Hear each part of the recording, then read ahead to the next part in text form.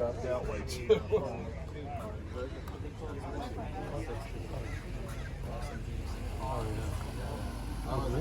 Yeah. That's very nice.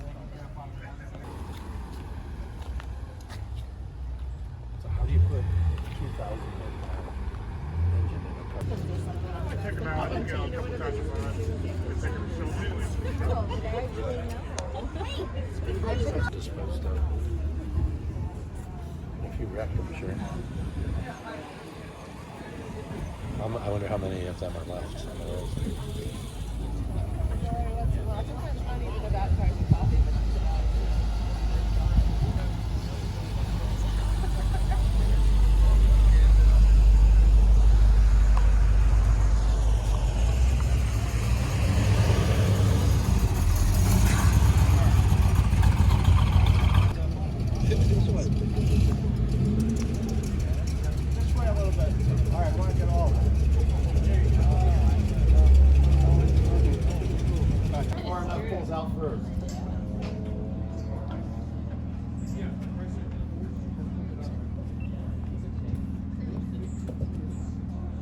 Yeah.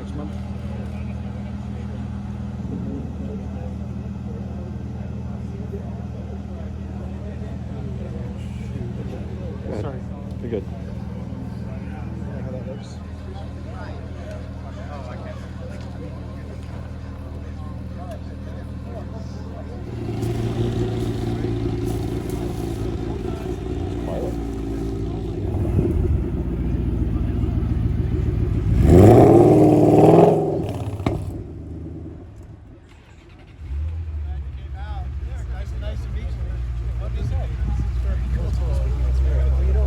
Yeah, relatively. It's not in the morning when it fires up at 7:50 in the morning.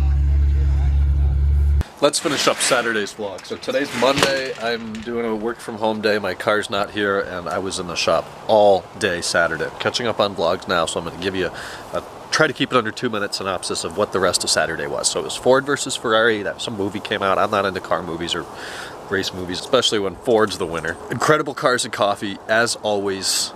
This one with the focus of Ford versus Ferrari. So there were a ton of Ford GTs in the neighborhood of 6 or 7, that like 05 generation, the middle one.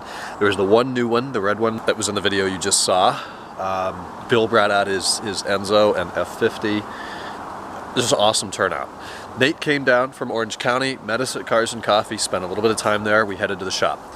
And the goals of the shop were simple compared to last week. Last week we were in there until like 11:30 at night.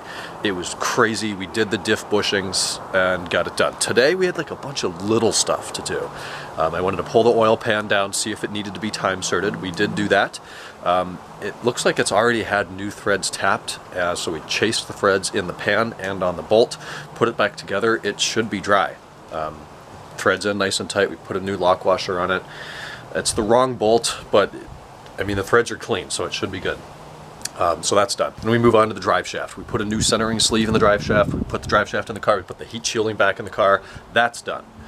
I feel like I'm missing something here, but next we moved on to rear H-arm, swing arm bushings, those lower rear control arms. And I noticed last week when the car's in the air and of course the suspension's hanging free, that those bushings were torn wide open. You could stick a pen in the cracks in them. So you can't order those bushings from BMW. You have to either replace the whole arm for $800 or press in aftermarket bushings. So I got the PowerFlex. That's what I have on my car, PowerFlex Black Series. The front and the rear, it's in the rear control arm, but there's a front rear and a rear bushing. So I ordered those. They showed up. Megan had to drive down to the house to get them while Nate and I kept working, so big thanks for her help on that. And then we started pressing them in. We started with a C-clamp, not nearly enough force. We had to take the H-arm out of the car and use the shop press. The 6-ton jack was, or 6-ton bottle jack was not nearly enough force. We ended up having to go to Harbor Freight and buy a 20-ton bottle jack. 20 tons! That's 40,000 pounds. And that thing, I feel like we were near the end of that jack's strength and capability to press these freaking bushings out. Holy shit, those things are not meant to be removed at all. So it took us like 4 or 5 hours to press the old bushings out, figure out the different adapters and cups, and we ended up using a 30mm socket or a 36mm socket to press it out. Not a good time. It was just kind of brutal, actually. It took all day. But we did get the new bushings in. We did PowerFlex front and rear. The one PowerFlex needs to slide all the way through. The other one is like cut in half, and you put one half in on one side, one half on the other side. It takes 2 seconds to install. The other ones take an hour of pressing them in. It was just miserable. I don't want to ever do that again. But they're new, they're in the car, they're done. We did reassemble the front suspension too after I put those curved control arms in.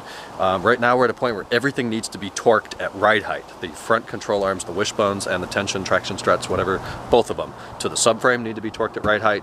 And now the rear ball joints, where the H-arm swing arm meets the carrier, needs to be torqued at ride height. And then we had hoped to reinstall exhaust. No time. We were dead. We went to In-N-Out. We ate. We came home and crashed and went to bed, and then slept till noon on freaking Sunday. So that was Saturday.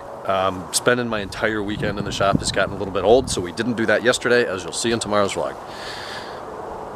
I'm not going to say goodnight because it's like noon right now, but thanks for watching Saturday. I'll talk to you on Sunday.